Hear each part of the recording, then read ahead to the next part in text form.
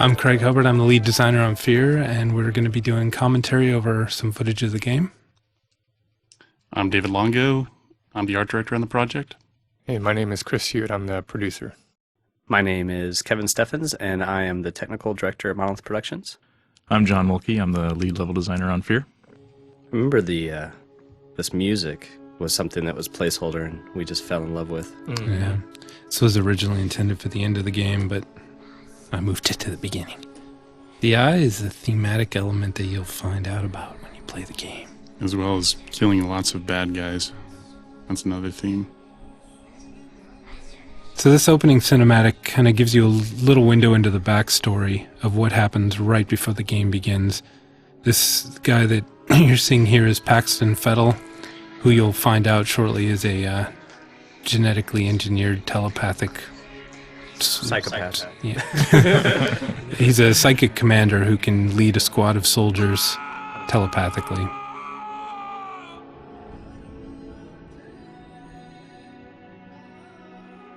So his scream is sort of reverberating through this facility, and it awakens these clone soldiers.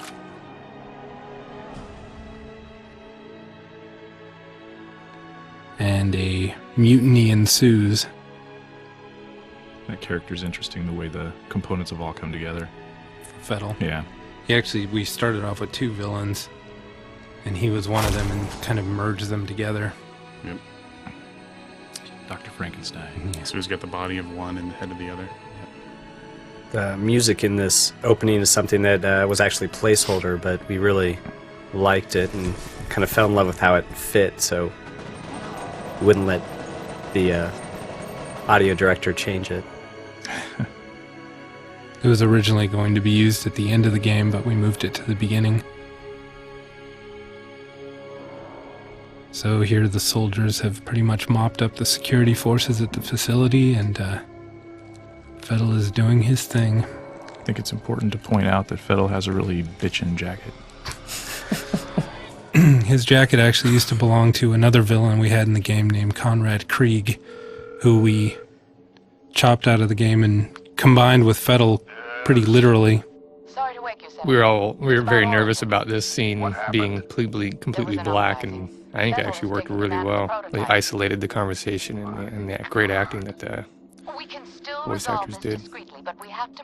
I spent a lot of time on the timing of these titles to get it so it didn't feel too dead. So this briefing was inserted after we did some initial playtesting on the opening part of the game and found that players didn't really understand exactly what had happened, so we wanted to put it in a little more context. What's his story? It's actually a good example of some of the technology with the videos playing in the background. There's like about 8 different videos playing. Top secret, of course. It also is a way to introduce Fear as an organization and kind of give you an idea of who you're working with and what your team does. A full battalion of them, highly trained and heavily armed. The team kind of changed over the course of the project, too. What are we supposed to do against 1,000 super We originally had like I said, another demolitions expert, and I think each team member had a unique sort of skill, but you changed that over time just to simplify the storytelling, the gameplay. Yeah, once we had given them each a some sort of ability, we really needed to see it used in the game, and it just sort of put a lot of requirements on us in terms of what types of scenes we would have to support it, and we just preferred to put our time into stuff that's more about the player. The guy on the left is modeled after one of the Monolith employees. His head, that is. All right, let's get to work. We've tracked Fettel to an abandoned building just up ahead. No sign of enemy activity on the satellite. What's interesting is we actually had a whole level in the game where we actually had this car. We were doing a car chase sequence, and luckily we got to use the car. Yeah. Spent about, 2 months on that thing? At least. The car chase sequence just didn't work out the way we hoped it would, so.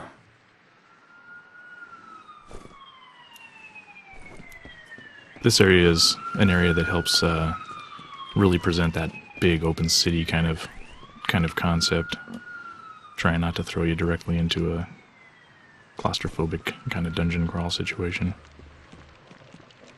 We also wanted to introduce some of the gameplay concepts in a relatively low risk environment, so we use it as a mixture of a training level and also a means of establishing the mood of the game and some of the backstory.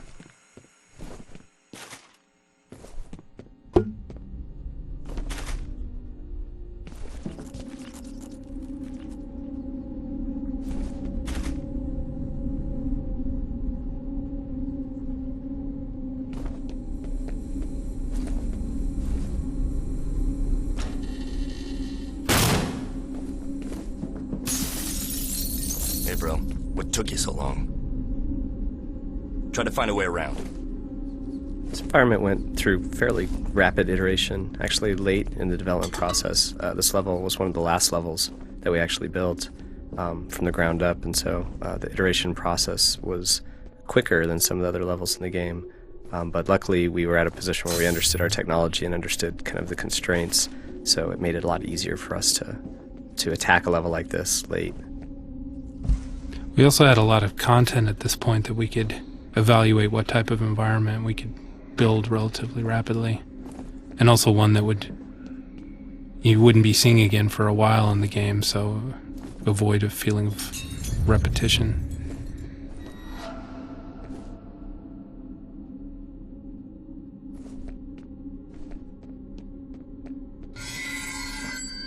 Get your first dynamic or volumetric lighting there. Yeah, you can see it on the left.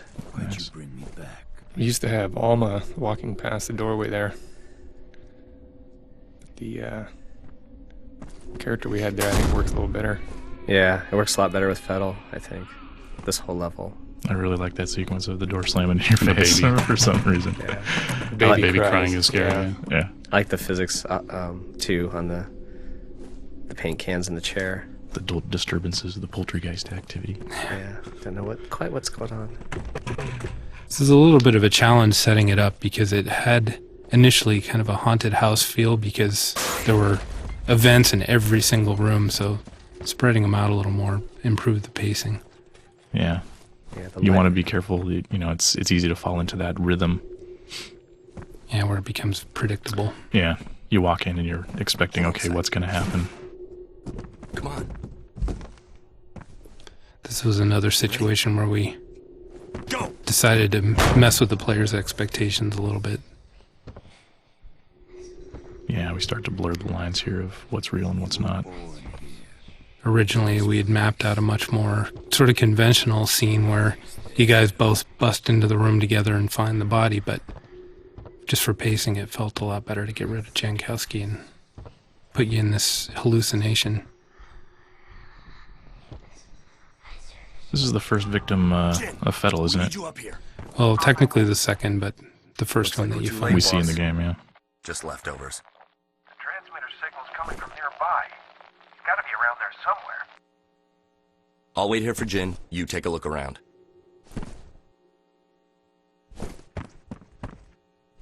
Get going.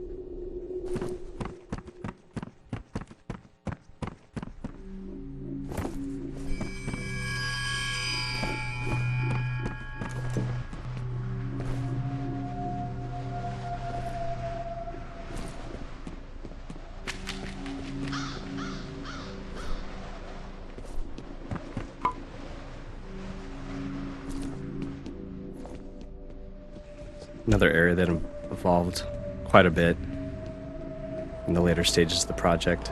A lot of the outside foliage and buildings.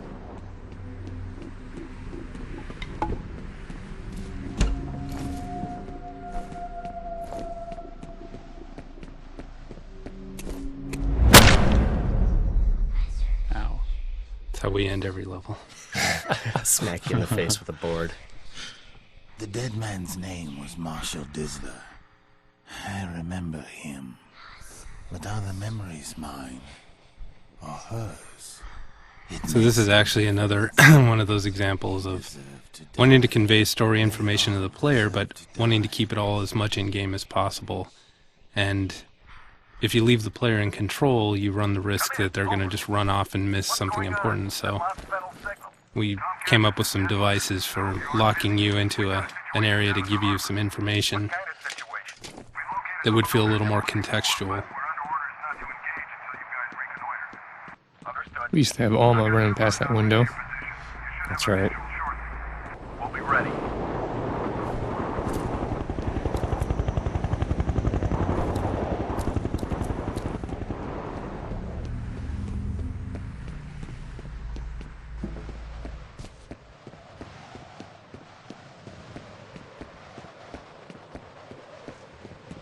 What do you think of the new point, man? Hey, where you been? There's actually a conversation there you can eavesdrop on if you don't go running You down the boys run stairs. along. I'll be busy I here really for a like while. that conversation too. It took me a while before I heard it. Really? Like, working on the level after a while. At one point I just stopped up at the top of the stairs and finally heard it. And it was cool.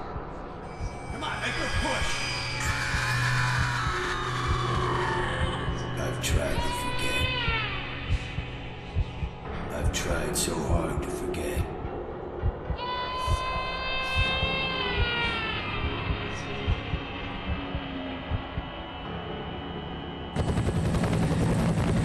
These men are special attachments to our unit for the duration of this op. They will be on point. Their mission is to assess the nature of the threat. Our job is to keep them alive. Do Holiday not actually used to be engage the part of the enemy. Fear Remember team, that but we are not dealing with we didn't have enough for him to ordinary do as part of the team, so we made him a Delta Force guy who could just show up periodically without needing a lot of explanation for it. When he was part of the Fear team, you needed to know where he was at any given moment and why he wasn't there with you. Was he still the demolition guy back then? Yeah, he was the demolition guy. Quite a few iterations on the water. Started with something that was a lot more complex, but didn't look as good.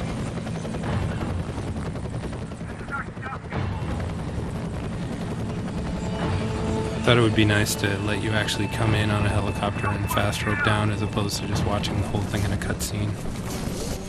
Yeah, that was kind of an ongoing theme wherever possible. Keep the player in the game. Proceed to first objective.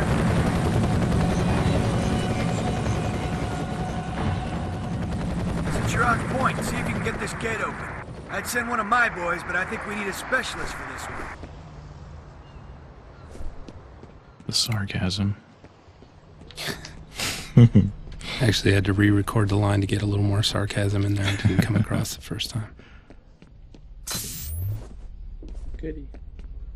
One of the playtesters was confused that he was waiting for the specialist to show up. Didn't realize that he was the specialist.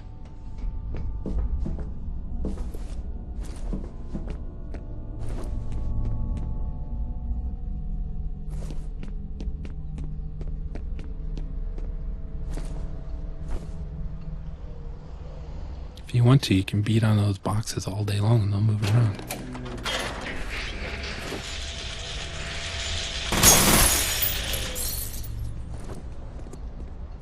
Good job. Head on back.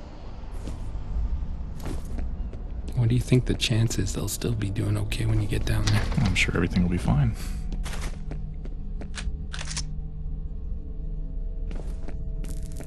What the hell is that? Over there! Yeah! This is a scene where we had a lot of iterations on. I'm losing your signal.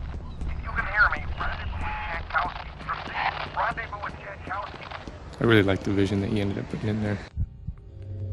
It's kind of recycling some elements from the original E3 demo.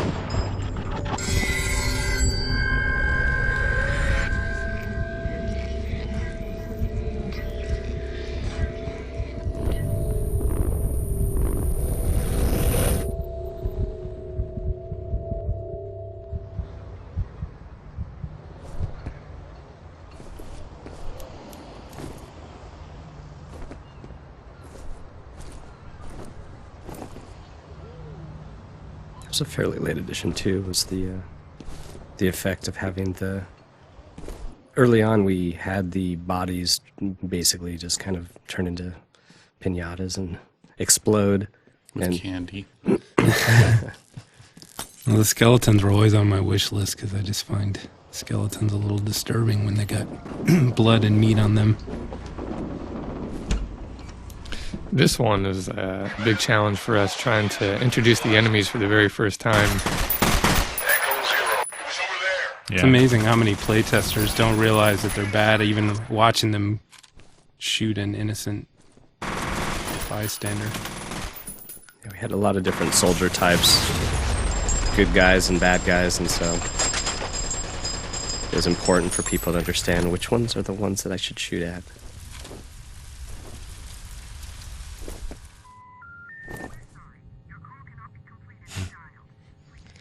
Always get a good response when showing that to people in the demo of the game. Just those little things add so much.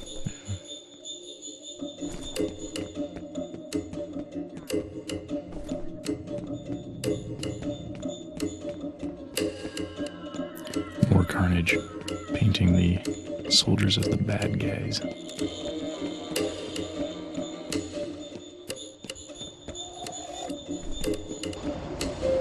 This actually used to be the first level in the game, but we didn't want to start off in a warehouse, so we moved to the second level. Just to extend the minutes to create. Seconds to create. Seconds. This is what we're introducing to back there, the breaking board, some of the components that you'll need to understand as you move through the game, some of the simple puzzle elements, overcoming simple obstacles, that kind of thing. Melee combat. This is also a level, this area was set up to allow the player to get a kind of a jump on the AI. Yeah, wherever possible, we try to let the player initiate combat just to give you a sense of control and tactical decision making.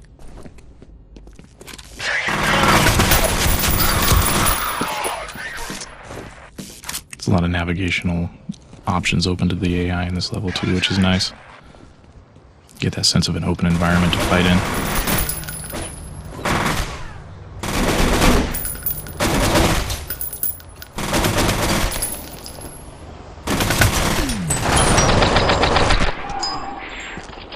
Yeah, melee was something we wanted to try early on. It was definitely kind of a component we felt fit really well into a close quarters combat experience, and so we fought pretty hard to keep it in, and at least let the play testers decide. It was a major engineering time sink putting that feature in. I think we had Russ working on just having the player body be able to be seen. It took about 3 months at least. Just with all the animation issues. Yeah, definitely added a lot of challenges on the 3D side. Yeah. I mean, the whole core of our game is obviously the shooting aspect, and when you fundamentally change that, it's a pretty big task.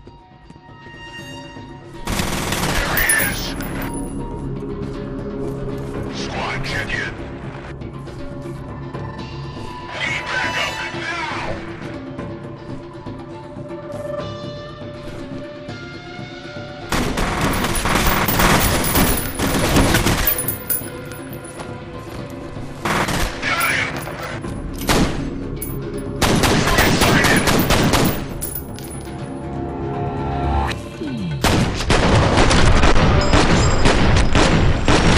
Slow-mo was also another feature that originally we weren't sure if we were going to be able to do it. We're going to pull it off. Something Craig had wanted pretty much from day one. From day one of Nulf 2. Yeah, for a long time. I remember when we put that in, you actually purposely did not want to show me the feature when John O had first got it implemented. Yeah. Because I'd run off and tell people, hey, we got slow-mo. Yeah, John O'Rourke, the engine architect, first re-implemented the timer system to support changing the gameplay speed, and it was even his initial test. It was really cool, and we knew that people were going to really like it. So we, on purpose, didn't show it right away because it's really easy for people to get very excited about a feature when all the details haven't been figured out. So it was kind of a stealth feature for a while.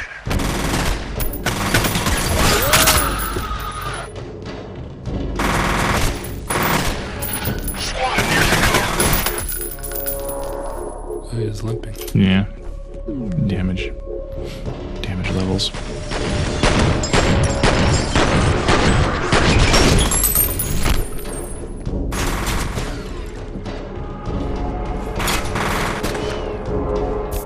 That was one of the fun parts, coming up with how much stuff can we put in the environment that's going to be destructible and bounce around when shot. Tell a person who had played this game had played the earlier level.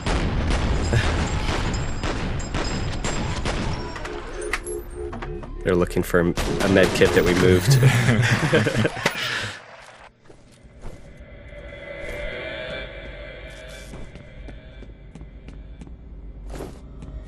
It was interesting when we were obviously trying to focus on close quarters combat. I wasn't sure quite what Craig was looking for but when he brought in the John Woo films and, showed a couple of the scenes where the guy shoots the shotgun down like a blank hallway and just all hell breaks loose and debris and smoke and sparks, and it was just very clear to see exactly what Craig was going for, and I think we really captured it well. I think one of my favorite effects is when you shoot these boxes and the paper is floating in the air, and just how it all lingers and fills the area. Makes it feel very chaotic. Yeah, I like it on all the different materials. And when we're going through the levels, we were looking at if an area has a lot of stone, we'll try to add in some wood or something that'll give paper debris so you're not just seeing the same thing over and over again. Just get that variety of chaos and crap in the air. Really trying to make it all larger than life, too, so that it feels like an action movie and not like CNN footage.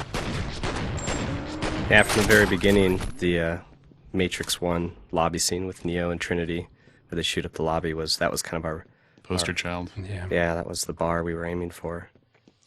I remember when I was telling the story in the interview about the sparks and how when we got it in there, to me it just seemed way too over the top, even though I felt like, we needed obviously that type of destruction and eye candy, but just a couple of days later, you just couldn't get enough of it, and Wes really did a great job.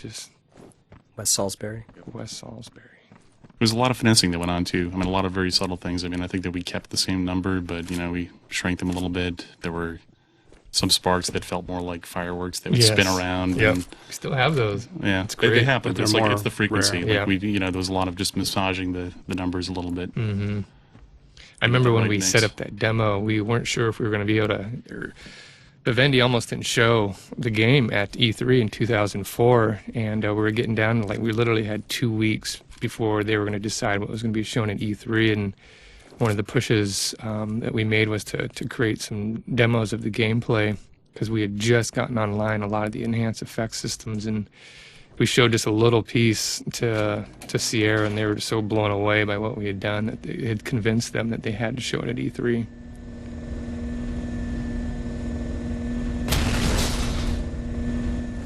You had mentioned the effects and how quickly you become acclimated to it and you have those expectations.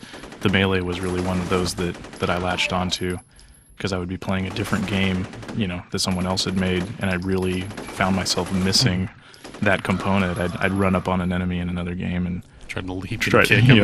try to just take him out, and it just felt so empty, by comparison. I do that with the slow-mo as well. Yeah. It really sells, drives it home that it's a good addition. It's something that really you latch onto. I think the whole kind of lighting environment and the player body is one of those things that has that effect on me too, looking down and being able to see your legs and seeing your shadow. Matching up with the animations. Everything matching and the lighting matching on the models and on the world. And that's something where, a lot of games that have kind of mixed renders, I have a hard time when, the model stands out. It's like the old point-and-click adventure games where you know exactly what's going to move and what's not. Yeah.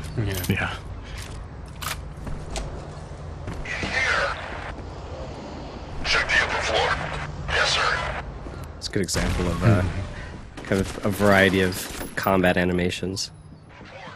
This is another one of those situations where, we built in a non-linear path here so that lots of opportunities for the combat, and it could just emerge in different ways depending upon what the player does.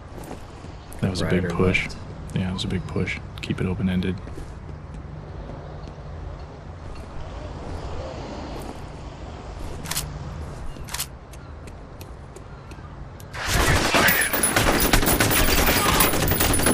So how'd you set the AI up in here, John? I told one of my level designers to do it. Looks like they did it. That was pretty cool. Someone wet themselves. This is pretty cool. I like the reflection and the puddles. That's pretty awesome. That's another area where we kind of went a little bit away from the norm on kind of the decapitation and things like that, where we supported some amount of carnage, but we really wanted it to fit in. We didn't want it to be too over the top, but we also wanted it to be, satisfying for the player. It's a very occasional thing, and we wanted it to feel a little more like a war movie where it's grisly but not sort of self-indulgent. That grenade effect was the probably one of the most commented on effects in the game when we showed it at E3. And it was just interesting how we actually almost pulled it out because we thought it maybe had been just too unrealistic. Yeah, I loved I loved watching you play early iterations of the game for people, and you, Chris, were particularly in love with the grenade and the shattering glass. I remember every scene was hit slow-mo, throw the grenade, watch the glass blow up. It was awesome.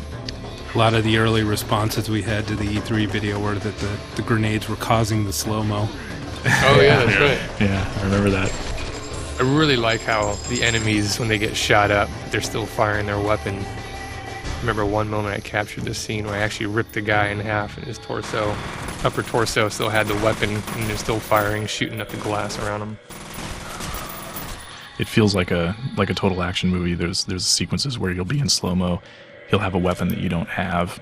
You nail him in slow-mo, and he's shooting the gun and falling to the ground, and you just, as you walk through him, grab the gun from him and start shooting the next guy. It feels Have you ever awesome. done the moment like where you shoot the guy and the guy's weapon's flying through the air in slow-mo and you can actually catch it? Yes, Switch? yeah, It's awesome. it's awesome. That's one of the things about this game. I mean, I was the guy that pretty much did 90% of the video captures, and it was there were so many moments where it just felt like this is just the perfect action movie sequence right here. I mean, we play this game. I mean, I'm wondering how many hours I've played this thing, like 300 hours, and you still get impressed by some of the things. I had a that can happen. cool sequence the other day. I came into a room and there was a conference room table, and there was a guy on the near side of the table and a guy on the far side of the table, and I went into slow motion and did a triple kick, and I nailed the guy on the near side and basically rode his body across the conference room table, and then nailed the other guy on the other side and took him out. It was an awesome awesome moment. Body surfing. Yep. This scene changed quite a bit. There's a lot of iterations on this scene. Jankowski used to die here. Yeah, he was actually pinned up on that wall, crucifix style, with some beams. I thought it would be a lot more interesting if you don't know what's happened to him and if we can sort of keep some suspense about that. Where are we going? We're exploring. You found a secret. And it's all for naught. You've There'll be got something nothing. sitting right there. I like this really strong plastic wrap that kept all those boxes perfectly assembled.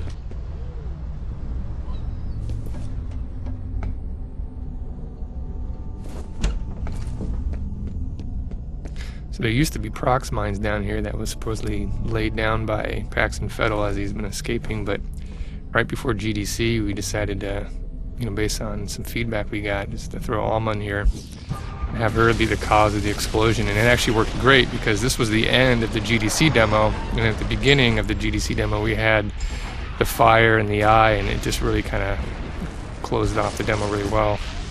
Yeah, these effects were again Wes Salisbury and Kevin Diedrich spent a lot of energy making these effects look, realistic. Really had a few people actually at GDC 2005, European press, talking about how it's the best fire they'd seen in the game. He's alive.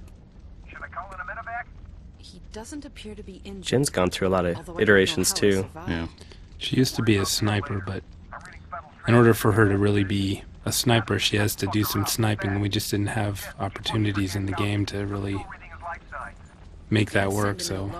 So she's got the padding on her forearms for being able to crawl down and to get a good stable position for sniping. The trigger finger is red. You're lucky to be alive. Thanks, chum. It's a guy I like to try to kill for some reason every time I play this level. He's just standing there. I want He's his asking gun. for it. Aren't they all? There was an interesting bug where when you're on the ground and Jin's talking to you, if you move the mouse, the soldier next to her, his head would shake because he was trying to watch you where you're looking. It was really funny. You could make him look like he had some kind of strange, I don't know, sickness or something. I think for this game, dock workers are the new scientist. Yeah. These guys We did hate get the some dock scientists workers. in there, yeah. Tormented by the bad guys. My people are right in the middle of it. I hear you. I wish I was calling the shot. Is it the same bad guys? Looks that way. I'm a little short on detail. I guess this ain't a covert op anymore. It was nice going to the system we used for this this project. We went to an actual metric system in our editor. So on previous projects, we had to spend a lot of time making scale standards to make sure the world was convincing. And on this one, we just bought all the designers' measuring tapes and said, there you go, now you've got your scale standard. It was nice.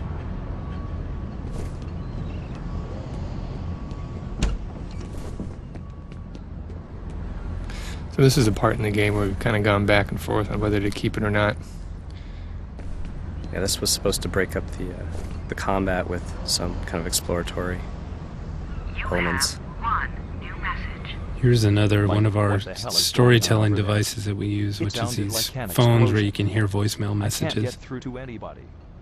Which are the phones we have here at Monolith. Yeah. Yeah, these phones are exactly like the ones on our desks. And actually the woman who does the voice acting for the voice message actually does that. She's a voice actress, but she also does voicemail voice acting, so she may be the actual voice of the people on our phone system. The lengths we go to for realism. Exactly.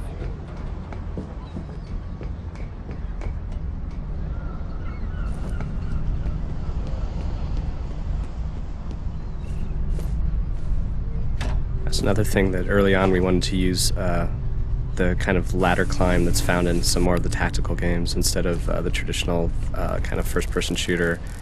Just kind of, magically glue yourself up and down ladders, which was definitely a design decision that, maybe Craig wants to talk a little bit more about.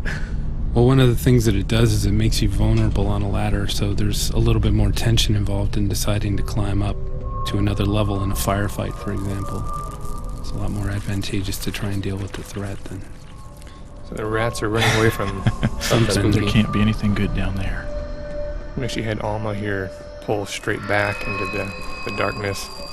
Now we have her running across, which I think worked out really well. Yeah, this area definitely got iterated on multiple times, and I definitely think it ended up a lot better. Well, we ran into a problem with that original setup because players can adjust their gamma, and so you could see her disappearing and appearing, so it's another case where the dynamic nature of PC games really requires you to be creative in how you solve problems. It's also another good example here of the lighting and shadowing that our technology supports to allow for you to see, Alma behind you and her shadow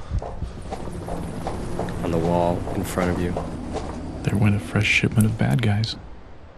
Echo 12, we have a possible intruder reported in your vicinity. We haven't seen anything. Roger. Keep your eyes open.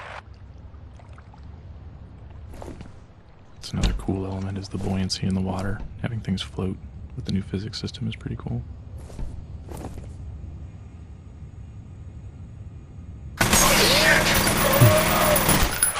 That's what I usually say when somebody shoots me in the head. Sure. That's another good example of kind of a different direction we went with the enemies. A little bit more realistic reactions to being shot at. That guy Actually- there got shot and fell on his ass and then had to get back up. I loved that addition of being able to that's shoot my some name at guys the and have top. them recoil. Yeah, that is all our names, isn't it? You're at the top, Kevin. I know, it's because I complain to the world artists. So they finally put me in the game after about a year of complaining about it. It's fun to listen to you complain. Yeah, that's what I realized after a while. I realized after a while they want me to complain, so And they got sick of it and they put you in the game a couple times yeah. on the generator.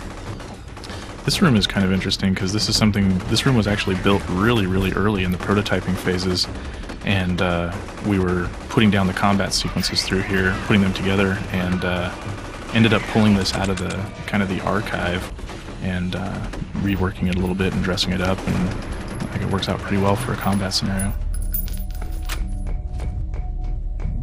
Yeah, that was something that kind of was a common theme where we would have combat spaces that were worked on really early without final art, and they moved around a lot of times. Like something would be, initially in kind of this early area in the game, and it's like, well, maybe this would work in the office, and so it got moved to the office, or vice versa. It was cool working in those discrete little scenes. We just put together elements that would fit contextually into the the various areas we were creating, and just work out the combat and different elements and make them feel cool.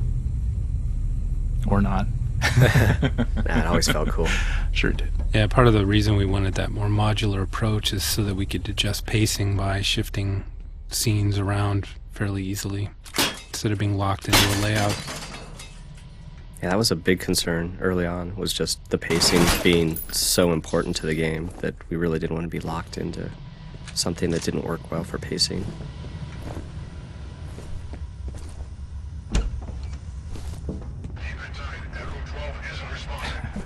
This is one of those rooms where we thought it was pretty fun to fight here. We thought it was pretty cool. We had a lot of performance concerns for this space, and it ended up going through a lot of iterations. I think it turned out pretty nice, though. Well, actually, speaking of the modular approach, this is also a room that at various points you've entered from at least 3 different directions. That's true.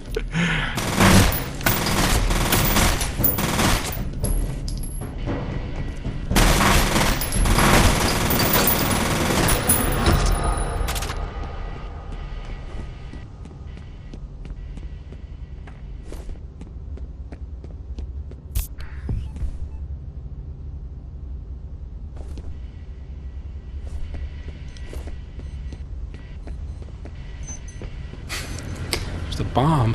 Chris has to take his crazy pills right now.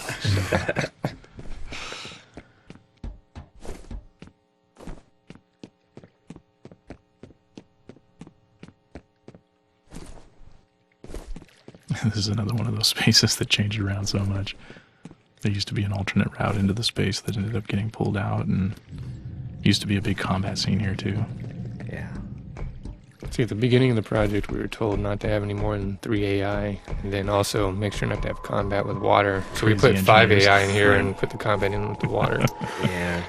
For any of you people out there that are thinking about becoming an engineer or an artist in a game company, pick artist, because you can kind of do whatever you want, and then the engineers have to clean up after you.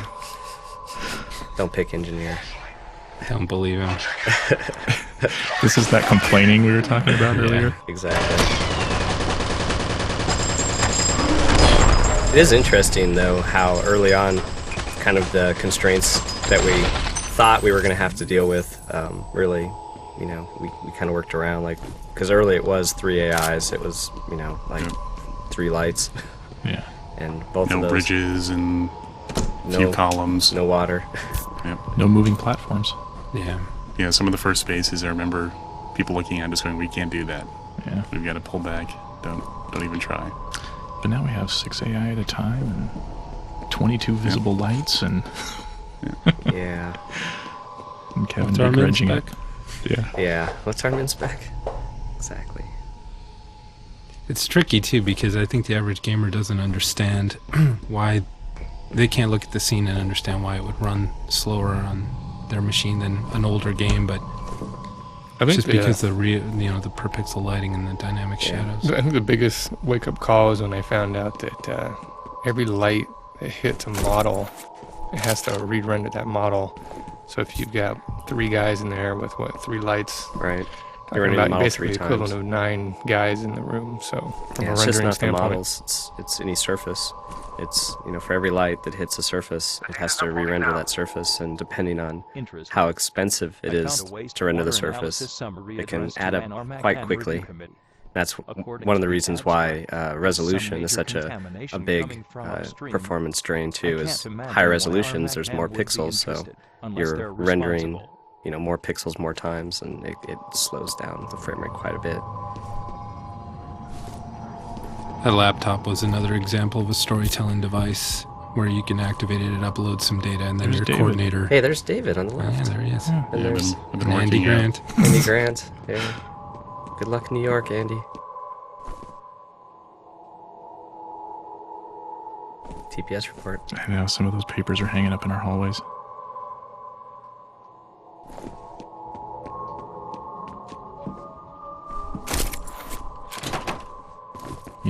Grenades. Oh, that clock used to actually keep accurate time.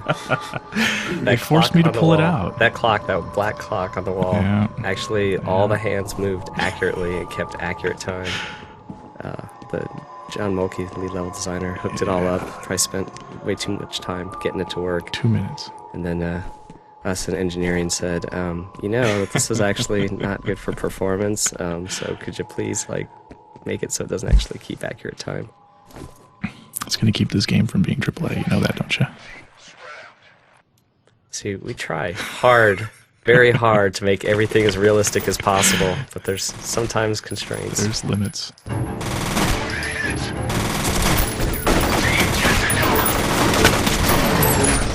So here's an example of a space that we inserted for pacing reasons because we felt you'd been inside for quite a while in tighter, more closed-in areas, so getting you out into under the sky was a nice change of pace. Originally, when we went out into the space, it was from the other side, too. But compositionally, it just looks a lot better entering where you do now. This is actually one of my favorite combat spaces. I've probably played this space 30 times, and combat's different every time, and it's always satisfying. There used to be a big air conditioning thing up on the wall there that you could shoot and knock onto a guy, but we couldn't convey it to the player well enough, so we just pulled it.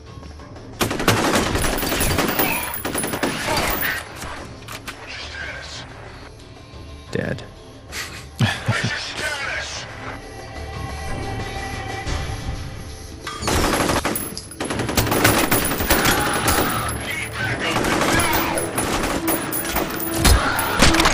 There we go. That hurt. There's an example of a good rifle butt. Yep. The body impact effects was something that I really liked. There was a lot of sequences early on where you'd shoot a guy and throw him off a balcony and he would fall to the floor below. And Kevin hooked it up for the big bloody print impacts and just. Oh well, no, Brad feels Pendleton, tasty. lead engineer, actually made that work. Brad did that? I prototyped it, but he's the one that actually made it shippable. So That's another cool thing too. Makes me giddy. The impact that looks like it recesses into the wall. Yeah, displacement. The offset shader. Yeah, the offset shader for a lot of the bricks, I really think, pulls them out and makes them feel real. And the offset shader for the impact marks definitely adds a ton. This is another one of those spaces that originally you actually came into this from the far side of the room, swimming through an underground tunnel to enter a facility. And this is something that just through reworking the layouts and making the game work with the story, it changed around quite a bit. It's a good example of our water technology, which allows for accurate reflections on the surface, and also you notice that the surface is being displaced as you move through it. So that was something that we spent a fair amount of time on, and it's used in a few places in the game.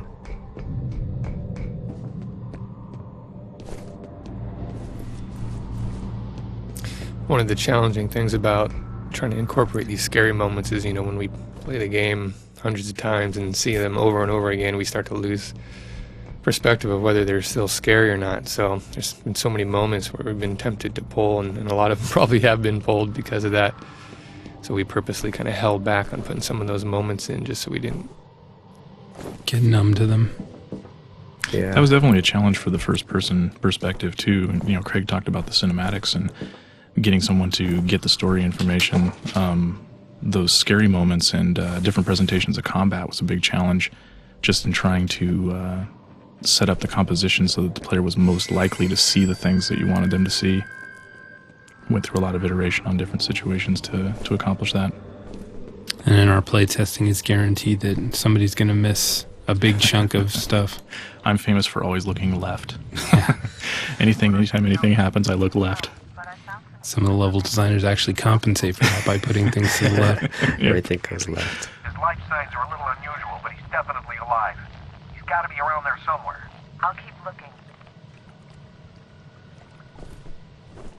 It's actually a really good example of the water, the buoyancy, reflection. Sploosh. The ripples from the player. Yep. Oh, this is cool dynamic lighting here, or fog. Yeah, volumetric lighting. Volumetric. Yeah, one of them words. Your level designer. It's Yeah, okay. I don't understand these things. This is a moment that always gets a good response in the play tests. Yeah. Seeing the shadow of the guy. I always like to melee him here. Yeah. Yeah, everybody always approaches this guy differently. I like the shotgun through the window. Yeah. Slow-mo. I like the slide kick. Yeah. Just to make sure. The jump kick's actually a good one. Yeah. I do the roundhouse there. Double guns.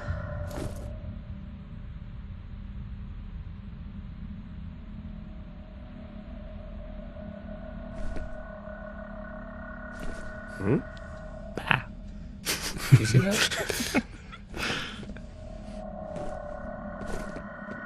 Whose idea was it to put a wrench on the calendar?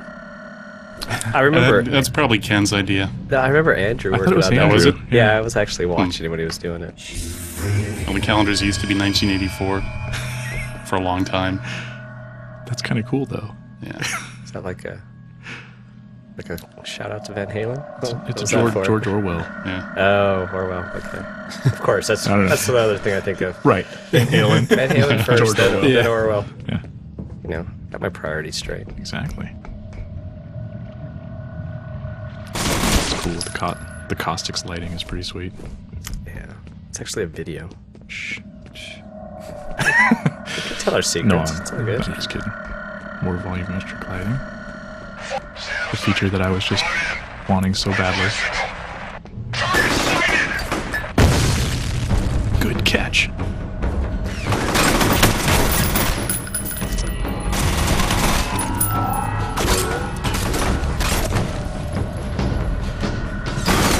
This space actually went through quite a few revisions too. Yep. Originally there was a pool down there, but combat and water again. Yeah. They don't mix. Yeah. Oh, yikes.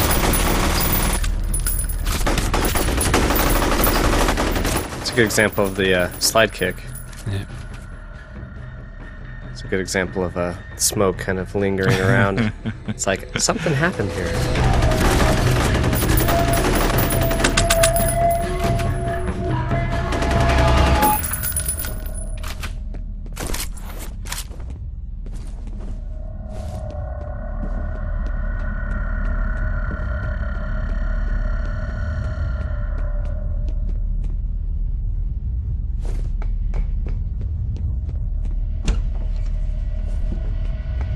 Command, what's the sit rep? Still holding for orders. Remain where you are. Understood.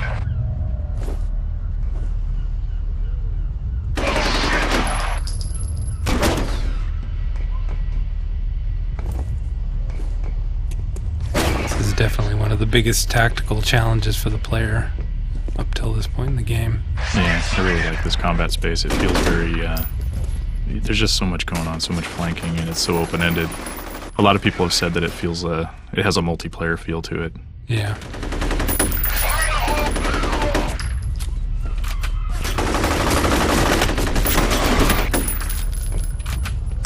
I'm impressed that we pulled it off. You know, it's a big area and lots of bad guys. A lot of guys. Performance is pretty good. This is one of those ones that went through a lot of lighting iterations. Leo De Bruin, one of our level designers, he went through and lit this most recently, and I think he did a great job Yeah, of he did. really popping out the contrast and yet making it feel like it has an ambient to it. It's really nice. Did a great job on it. And it runs faster, which is great.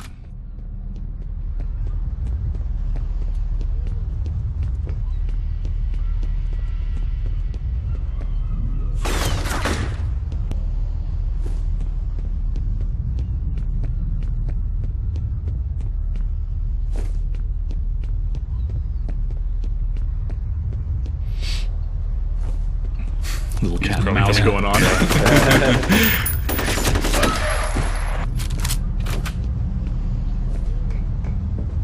It's definitely a level that demonstrates the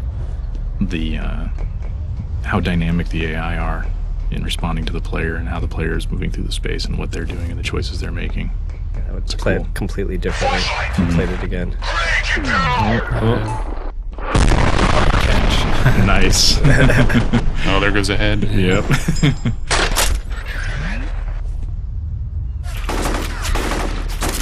That's a shotgun. Yeah, take the shotgun. Yeah. Shotgun, I think, is my favorite weapon. I love using the shotgun and melee as a combo. Shotgun, melee, and slow-mo. As a combo is just great.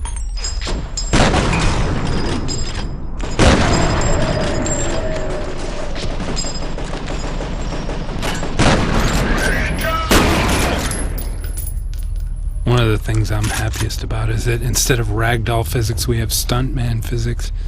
The way the guys fly just feels much more like movie stuntmen. Yeah. As we're about to witness. Yeah. Ooh, that's nice.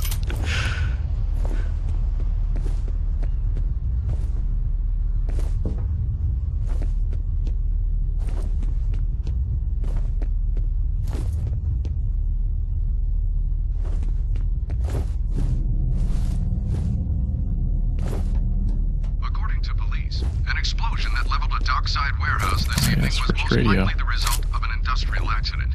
No injuries. It's like one of the first props that was made, wasn't it, that radio? Yeah.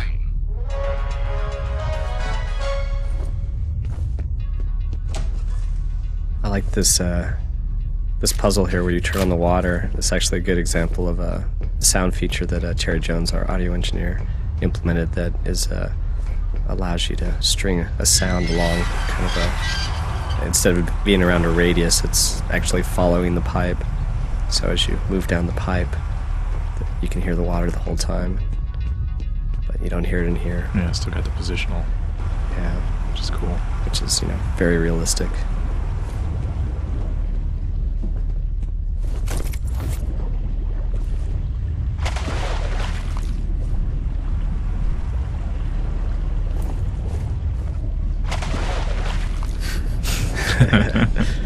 Oops. It's a tough one because, you know, I'd like having some of those puzzle elements, but there's a lot of gamers that get frustrated, so we end up pulling back on them quite a bit.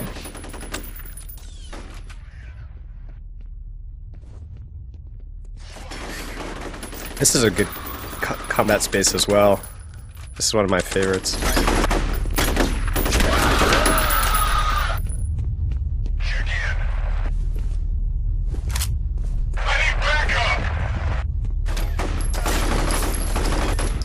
There's a lot of high variation, guys above you.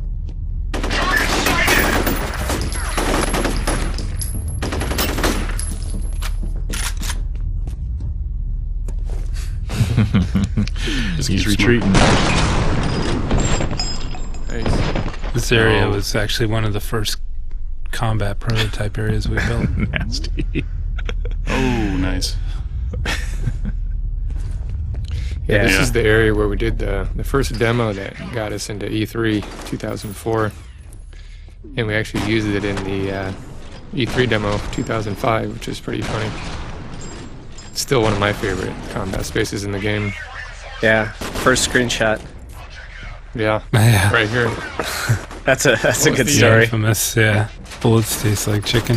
Yeah, we our first screenshot that we thought only the press was ever going to see was in this area, and we had a caption, bullets taste like chicken.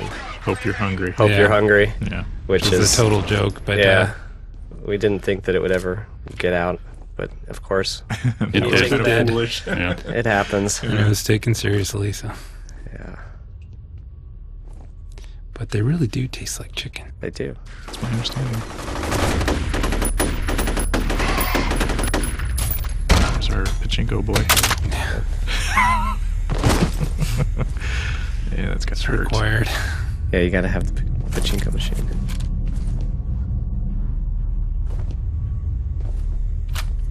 It's too quiet. Don't trust it.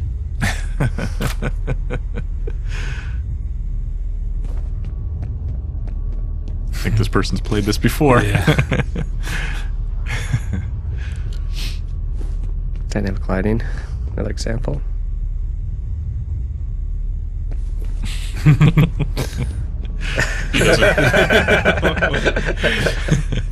Some trepidation. He's just working his way up to it. What's he worried about? So one of our goals in the game is each time we introduce a new element, a new character, a new enemy, we wanted to try and make it dramatic, memorable. So you'll see an illustration of that with the heavy armor. The situation right here really just highlights the whole core concept behind the game. Just full-on action movie action. Except for that part.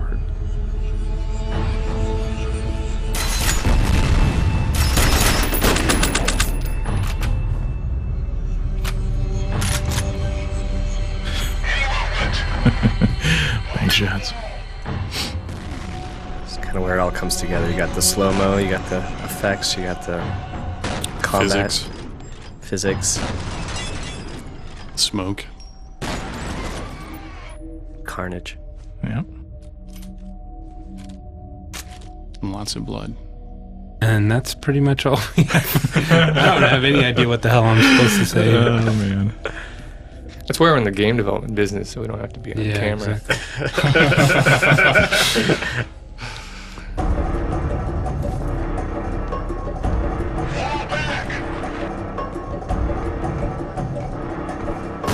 Looks like these fuckers are pulling out.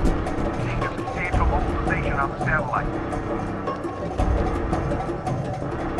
Moving in. Get down! Team, get it!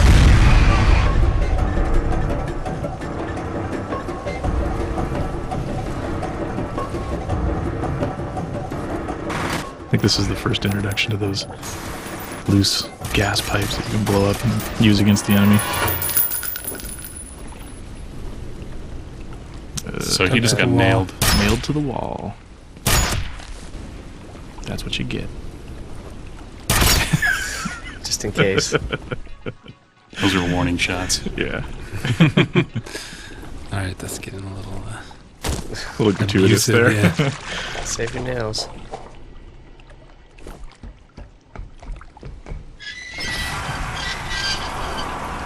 This area always reminds me of the the process that we use to build a lot of these spaces, but it's just to start off with a completely simplistic environment, totally gray materials on the walls, just to get the feel of the space and of how the game mechanics would work within it, and then to go back and detail it up. Using the grid texture, it also made it really easy to just look at something and say, pull it back a meter, 50 centimeters. I think that was really, it was a great thing to work that way. You didn't get caught up in the details. You were able to just concentrate on the composition and what the play was going to be. This used to be a much longer cinematic, but I just distilled it down to this little snippet of the interrogation.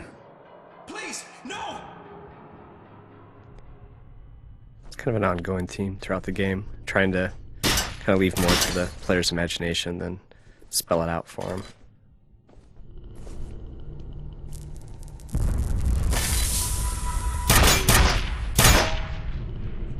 There's a good example of a little scene that was originally somewhere else entirely, but I think that one actually moved around twice. Yeah. It was originally blocked in one space, got moved into another one, and then finally pulled into here. All right. That's horrible. That's horrible. How could guys this boring make something this cool?